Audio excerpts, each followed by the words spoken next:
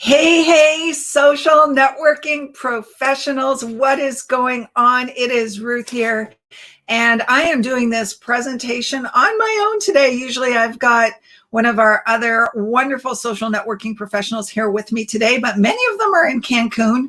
So you have me for today, and today I'm going to be talking about personal branding again, because it's one area of our businesses that if you don't nail it, you end up putting out all of this work and really end up not really attracting the right kind of people, right? So we want to make sure that as we're building our personal brands, we have clarity, we know who our prospect is, and we know specifically who it is we're wanting to attract, so we attract the right people. So let me know where you're watching from today. Drop me a live in the comments if you're watching live. Let me know where you're from.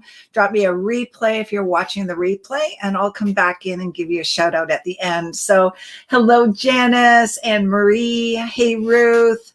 And if you haven't given StreamYard access yet, just give it access so that I can actually see who's commenting. Otherwise, it just says Facebook user and I can't give you a shout out.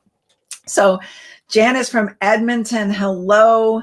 Thank you for joining in. So awesome to have you here today. So today we're going to be talking a little bit more about personal branding. We talked about it last week a little bit, and today we're going to find some ways to gain clarity around your brand.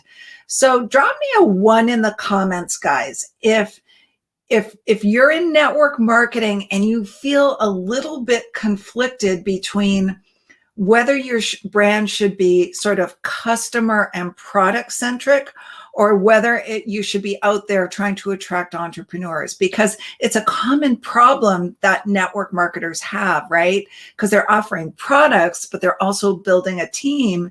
And sometimes it can create some brand confusion. So drop me a 1 in the comments if you've ever felt that way, a little bit of brand confusion because you've got products and a business opportunity. So yeah, I'm seeing lots of 1s here for sure. I know I had that challenge in the beginning as well. So today we're going to talk about ways to overcome that challenge so that you can absolutely attract the perfect prospect for you. So I made lots of notes today. Hello, Yolanda. Thank you for chiming in. And Marie, Ruth, Janice, thanks for hopping on, guys. So I'm going to be referring to my notes through this. I don't have a slideshow today, but I am going to be referring to my notes. And so first of all, I want you guys to know that the most influential factor that you can be using in the online space, it's not whether you're on TikTok or Facebook or Instagram or LinkedIn or Clubhouse. It's all of those things are important that you have a presence. But the number one most influential thing that you can put out on social media is a testimonial.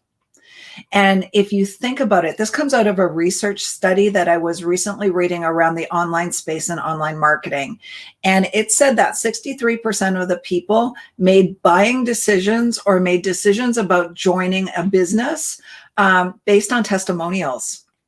So if you aren't putting out testimonials, either in your stories, on your profile, wherever you are building your social media, you're going to have a longer road to build your business. Now, a lot of people in the industry, certainly the people on the team that I have, we have groups, so ad tag message groups, where we are constantly putting testimonials in there, right? Our customers are giving us testimonials, our agents are giving us testimonials. And when we bring our prospects to the group, that's why we have those groups, is they're seeing testimonial after testimonial after testimonial, and it's creating a buying decision for the prospect, right? So I want you to start thinking about, are you putting testimonials out on social media? That's not specific to branding, but it's super important, okay? And testimonials, third party. So if you think about it, let's say you want to go out to a new restaurant where you live and you've never been there before, and your neighbor says, oh my gosh, the food was amazing. Well, that's a third party testimonial that might compel you to go. Now, I know what I do is I go online. Let me know if you do this. Give me a yes in the comments, or hit some of those hearts if you do this. I go online and I check out the reviews. So I'll check out the reviews to see if people had a good experience there, good food, good service. And then I'll finally make my decision where I'm going to go out and eat. So that's a third-party testimonial, right? And it helped me create a decision, no different than testimonials around your products, around your business. So first of all, just know that. Next thing is with your testimonials, it shows that what you have really works, right? And it goes beyond you just telling someone that it works. Just like when your neighbor tells you to go to a restaurant and you do some more research. That's why groups around testimonials are great, or you can even post them in your stories or on your social media space. So super important to use that testimonial piece. Next thing is you want to be really showcasing your expertise. So I want you to think about, what are you an expert in? And it doesn't mean you have to have gone to university or college or something like that. Maybe there's something that you're really passionate about that you could talk about all day and you have knowledge about, right? So that can be one of the things that you can start thinking about when you're thinking about your personal brand. What do you have expertise in, or what do you have some kind of knowledge in that you can help someone with that knowledge? Because the more you can help people, the more you're going to get attraction, the more that people will become attracted to you. So a lot of people say to me, well, Ruth, I'm getting tired of just putting out helpful tips. I'm getting tired of, just putting out content all the time. Well, sometimes you've got to look at your content. Are you over delivering your content? And that can be a problem. So I want you to start thinking about your content as one helpful tip, one piece of information that can be delivered to someone and it's going to kind of pique their interest. It's going to give them an idea, but you don't want to give them the whole roadmap to success, because what that'll do is they'll go, okay, I have everything I need. I don't need any more. So one tip at a time, not necessarily in sequential order, because people won't pay you for information. They will pay you for organization and a roadmap. So let's put this in product terms. Let's say you've got, and I'll use weight loss as an example, because there's a lot of network marketing companies out there that have weight loss solutions. So let's say you want to help people lose 50 pounds. That's your thing. That's your brand. So you could go out and give one weight loss tip. You could go out and share one testimonial about one product in the suite of products that they have to use to have that result, right? So that'll pique someone's interest, and then they're going to have to connect with you to find out the roadmap, to find out the process. You don't want to give it all away in a post or give it all away in a video, because then they're going to be able to go, okay, I know how to do that. I don't need to connect with that person. So giving out one piece of information kind of in random order is going to attract your prospects to you, but it's not going to give away everything. Otherwise, they'll never have a reason to connect with you. Does that make sense, guys? Hit some of those hearts if that makes sense. And one of the mistakes I see people make in the online space is they want to be so helpful that they give everything away. They give everything away. And then their followers are going, well, I don't need to connect with this person because they just gave me everything I need, right? So yeah, I'm getting lots of hearts there. That's awesome, guys. Okay, perfect. So let's talk about clarity on your branding now, like I promised in the beginning. So the very first step in your personal brand is to find your uniqueness, okay? Find what is unique about you and what is unique in your service to others. So what is your uniqueness? And you may be sitting back going, well, I don't feel like I'm unique at all. Well, I'm telling you, you all have uniqueness, right? That's why we're all different as human beings. I'm unique from every single other person in this group, right? I have different skills. I have different things that I love. I have different things I do in my life. I have different ways that I speak about things. I look different than people, so what is your uniqueness? And think about that, because that's what's going to make you stand out. Is your uniqueness that you love animals, right? And you're passionate about animals? Or is your uniqueness that you love helping people? Is it about some sport you love? Or are you an amazing cook? Or do you have a specialized knowledge about weight loss? Or do you have a specialized knowledge about skincare or anti-aging? What is your uniqueness? And sometimes your uniqueness can come from a result you had with a product, right? So let's say you had an amazing result with a weight loss product. That's unique to you, right? That's your uniqueness. And you can take people on that journey with you, right? Let's say you had some amazing results in your business when you first got started. That's your uniqueness.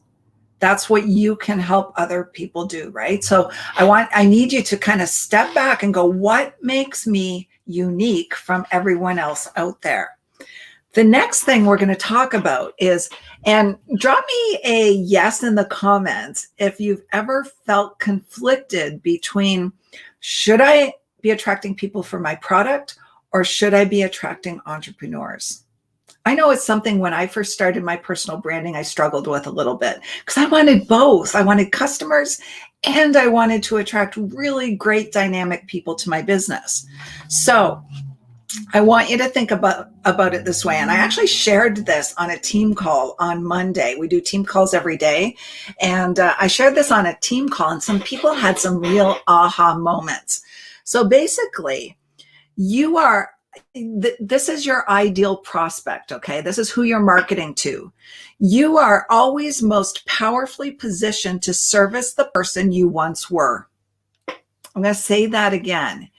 You are always the most powerfully positioned in terms of your personal brand and your online marketing when you are servicing the person you once were. Now, what does that mean? That means that you need to go back and look at where you were in your life a year ago, 6 months ago, 5 years ago, 10 years ago, maybe even 20 years ago, right? Like me, I'm part of the old crowd. And where were you at that point? What were the things in your life that you were dissatisfied with? What were the things in your life that were making you unhappy? What were the things in your life that you were struggling with? What were the things in your life that made you uncomfortable, that kept you awake at night? And then start thinking about, what were your desires back then? What did you want in life? What did you dream about? Where did you dream of going? What did you dream of driving? What kind of relationships were you dreaming of, right? And your brand, your personal brand, can now become the inspiration and service and value provider to that former version of you. And the reason this can be really, really powerful is because you know intimately how you were feeling back then. You knew what really bothered you, what your struggles were. So now when you show up on social media, you can speak to those things. You can give inspiration around those things. You can give valuable content. You can give tips to people to help them get unstuck from where they are to where you are today, right? And guys, you don't need to be at your final destination. I think as entrepreneurs, I think we can all agree that rarely we ever reach our final destination. I know I don't. I'm always looking for something more, always striving for something bigger. But along the way, I can guarantee you did some personal development. You learned some things. You learned some new things that you could share and teach to the prior version of yourself, right? And in that way, you can get clarity around what your message should be, what tips you should give, what valuable content you should put out, what things, would inspire that former version of you. Your content will then become very relevant to the people that you desire to attract. Because I don't know about you, drop me a me in the comments. Wouldn't you like to attract someone just like you? Someone who's a go-getter, someone who is taking time to watch a training video mid-afternoon. Wouldn't you want to attract that person? Absolutely, right? So by putting out that kind of content that speaks to that person's emotion, that speaks specifically to their challenges, that's going to attract them to you. And it's a simple way to think about your brand and the message that you put out in the marketplace. Because I know it can be confusing, especially if you start following all kinds of people and you're trying to figure out what their brand is, and then you end up confusing yourself. Do any of you ever do that? Hit some of those love heart emojis if you ever do that. I know I used to do it all the time, right? Because you're trying to get ideas, but really show up with your uniqueness and speak to the former version of you in your social media, okay? So basically, guys, your brand comes from a desire to solve a problem. So going back, what were the problems you had in your former life, whether it was a year ago, 5 years ago, 10 years ago, that your current self, your current brand could solve? And then you're putting out those tips, those strategies, that kind of content, right? And that's going to attract the yous to your business. Pretty cool. Okay, a couple of other tips. Basically, if I don't know about you, I can't buy from you. Now, what does that mean? Okay, so a really big part of your personal brand is letting people know who you are. The valuable tips are really important. The testimonials are super important, like we talked about in the beginning, but letting people know who you are. So let me ask you a question. And I asked this same question on a training call on Monday. If there was one celebrity in the world that you could shadow for a day, like you couldn't talk to them, but you could shadow them, like you could go everywhere they went and saw what they ate and saw what exercise they did and rode in their car with them, who would it be? Drop it in the comments. What celebrity would you want to shadow? For me, it'd be Tony Robbins. I love Tony Robbins. Might sound a little cliche, but I think he's an amazing, inspirational guy. And if I could live my life like him or take pieces of that, I think it'd be pretty darn cool. So drop in the comments if you have one celebrity or one sort of leader that you would want to follow. So what are the things? Oprah, that's a great one. Oprah's fantastic. She's awesome. So what are the things you would want to see in their day? Well, I'd want to see what they ate because I'd be curious. I want to see where they live. I want to, I want to go out to lunch for them and see what kind of restaurants they go to. I would want to see their closet to see what kind of clothes they have hanging up and whether it's neat or messy. I would like to see their pets. I would like to see their backyard where they hang out and relax. I'd like to see their family and how they interact with their family. That has nothing to do with the tips they're giving me, right? It's the same thing with your personal brand. If you never let people see the real you, they're never going to buy from you. They just won't, because they will not have enough trust, because they won't feel like they know you.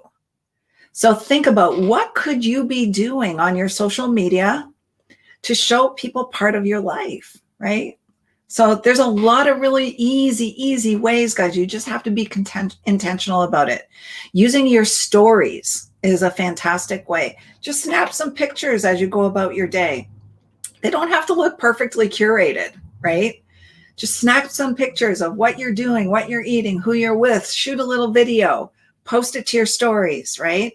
You could do a Facebook Live, the behind the scenes look at my really messy desk right now, right? Shows you're human. Shows you're human. You could show you taking your dog for a walk and where your favorite place is to walk your dog and do a picture of it or a post or a video. That stuff is so important because too often we want to show up just professionally, just like as our business people, because we want to do the business, right? However, we're missing a really important piece of just letting people in, letting people know we're real people with real things that go on in our life. And that's what's going to create connection and trust.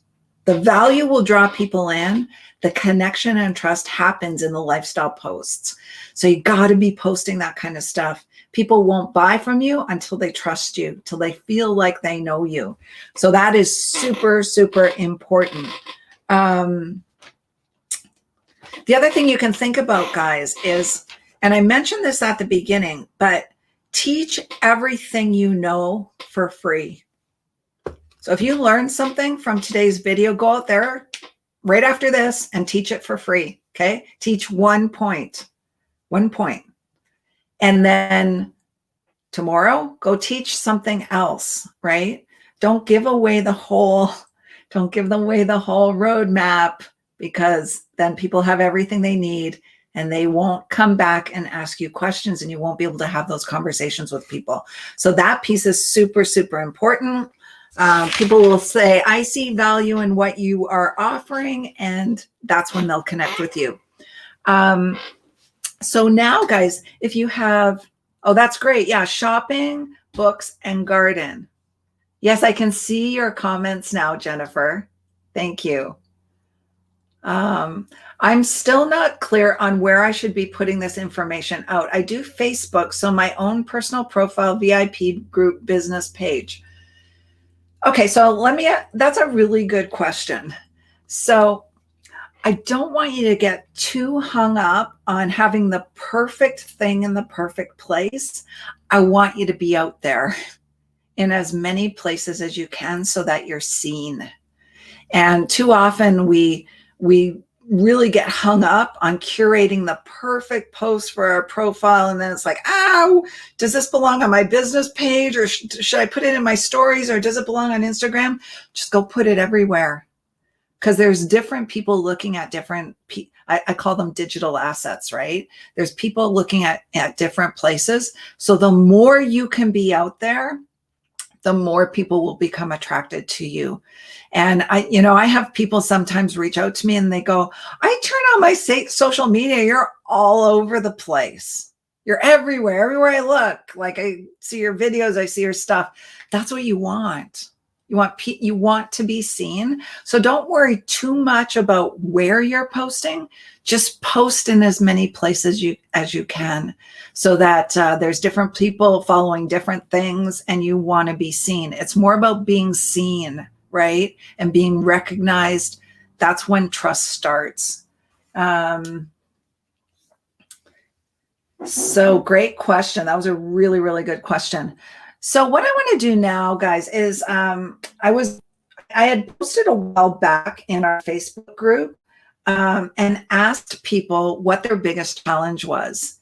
And I got some really, really good questions. And I want to start really addressing these specific things that people had dropped in that comment, so that you're getting the most value. You're getting your questions answered. So let me pick one of them here. How do I get more interaction in my VIP group, and how to broaden my social media audience? This is from Ramona Fagella. I hope I pronounced that right.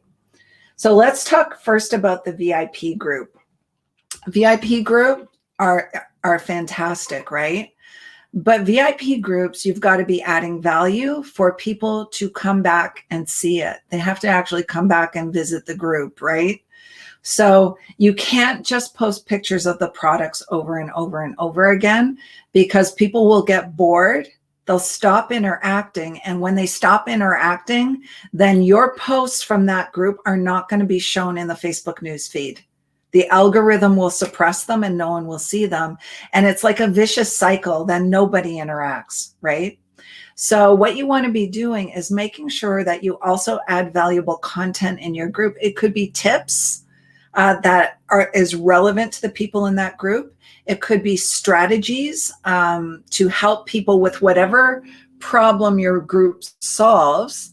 Or it could be things like giveaways or,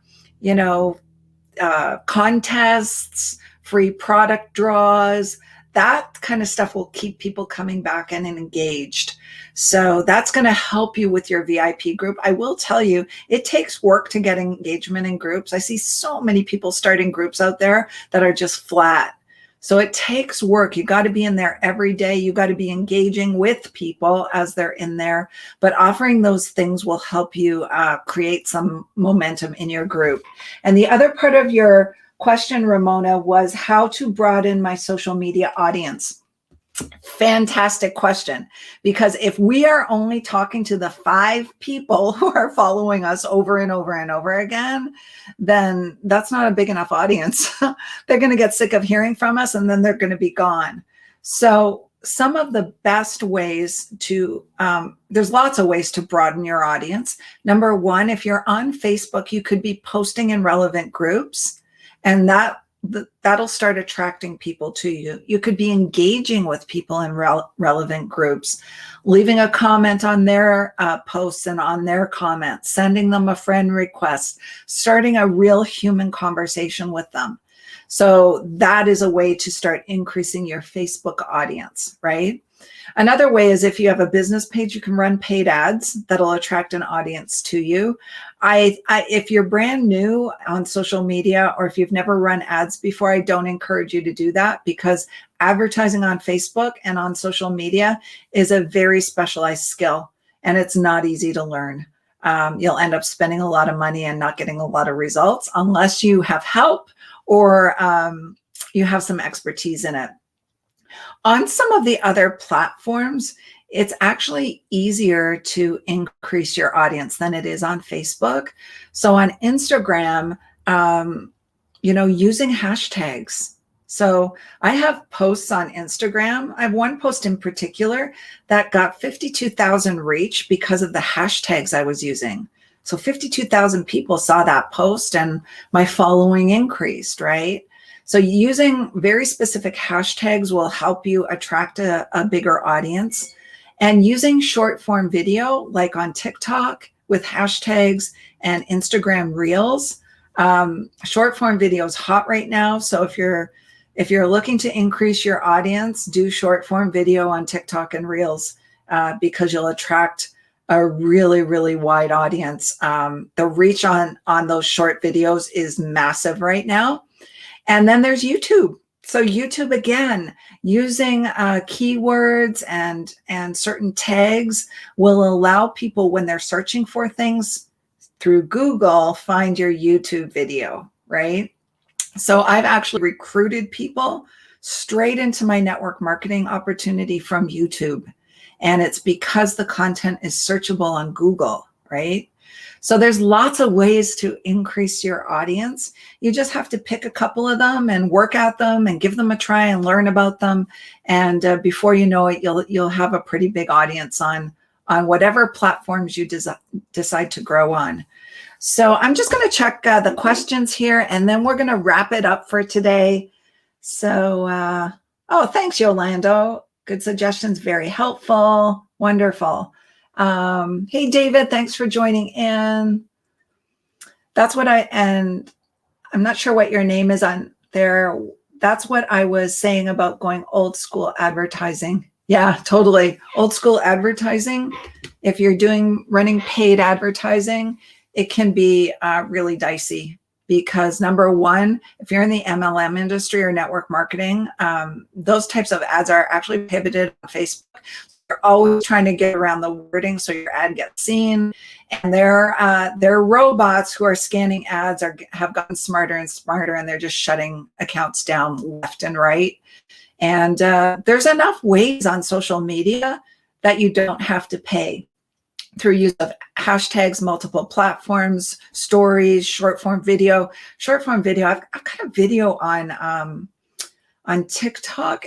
It has almost 60,000 views. Like, that's unheard of.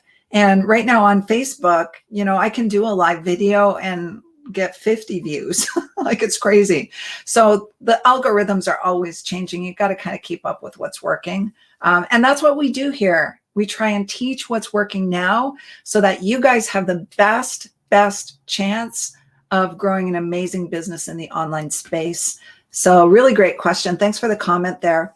And that's it for today, guys. I hope you got some value. Thank you for joining in. We will be back again next Thursday, same time, same place. And I will see you again then. Bye for now.